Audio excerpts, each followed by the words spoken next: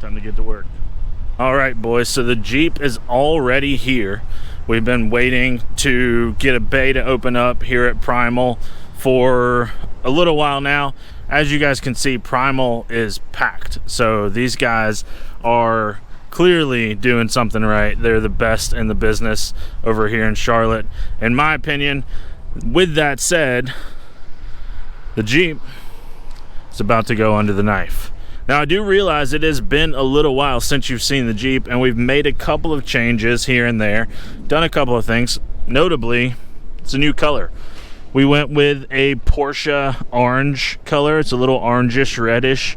It's very different, but you guys know I love my orange Jeeps, and so we had to go with something cool this year for the wrap. We also added in a PSC hydro assist. That's really all that you can see there. I still haven't even put on the RAM yet, but it's all set up. We'll probably do that this week while we're in the shop. But everything is there. Everything is ready to rock. So hopefully after the Jeep rolls out of the shop this time, we're taking it straight to the trails.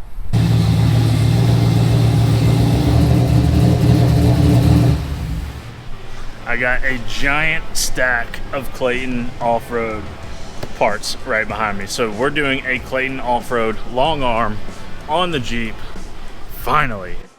Now you guys are gonna have to bear with me a little bit because the volume level in the shop is kind of outrageous. There's always music going on and I can't really speak too much.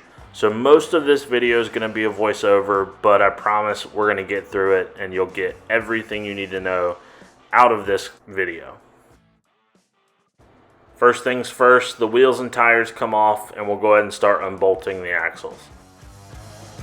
Both of the axles are unbolted, and if I did everything right, we should be able to lift the Jeep straight up and let the axles stay where they are. So let's see if I did everything right.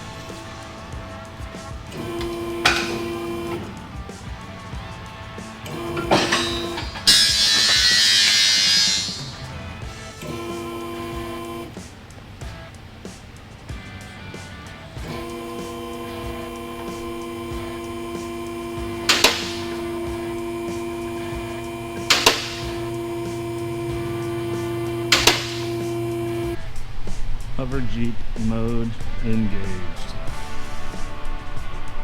So now we got to pull off all the old arms that are still attached on the Jeep side, and then we'll start cutting. Now is also a great time to remove your fuel tank. You're gonna have to get back behind it to weld anyways, so go for it. Having a plasma cutter made the removal of the old brackets so much easier. Now, obviously, there's still a lot of grinding that has to go afterwards just to make sure that everything is nice and clean. But having a plasma cutter on hand saved me a ton of grinding hours, I'm sure of it.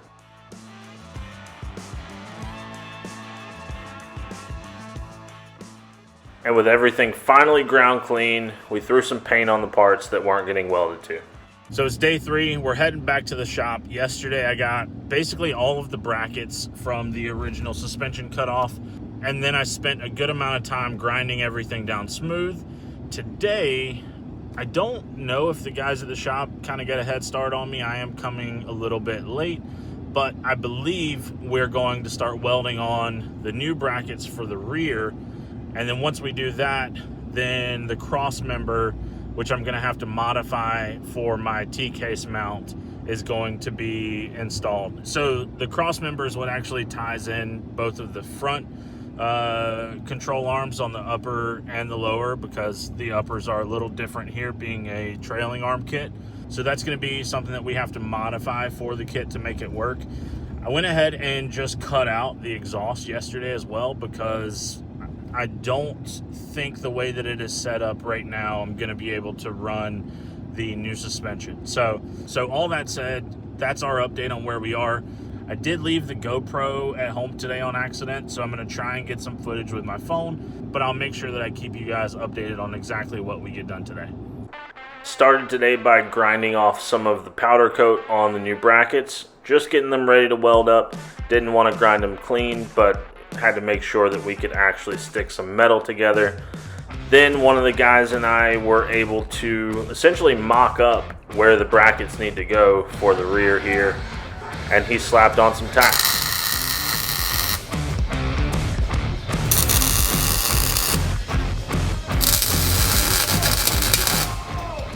With everything tacked into place, it was time for the boss man at Primal to come and lay down some nice welds.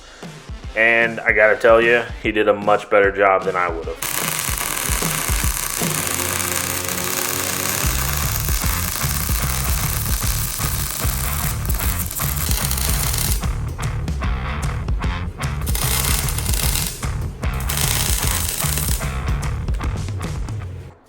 Now this is the part where we had to get a little bit creative. We're obviously using the cross member that Clayton sent us, but on my old cross member, I had my trans mount attached to it. So I had to cut that off and mount it up. And here you can see we welded on the trans mount. Everything fits just like it did before. As you guys can see, this cross member is super beefy. We actually ended up welding in the ends of this cross member. You can still remove the center section if you need to, but I think it's going to be much better welded all the way in.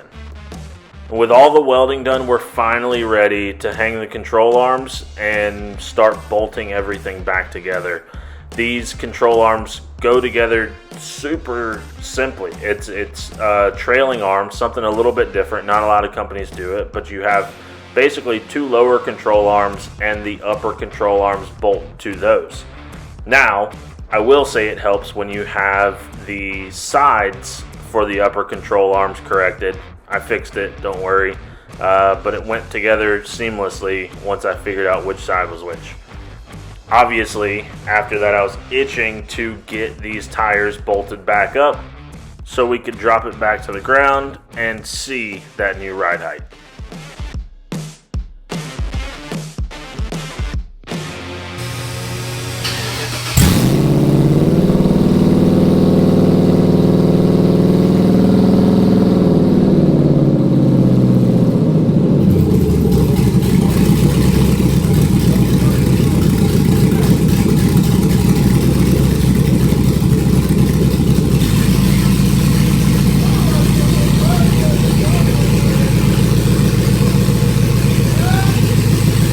So as you just heard, we definitely still have to address the exhaust.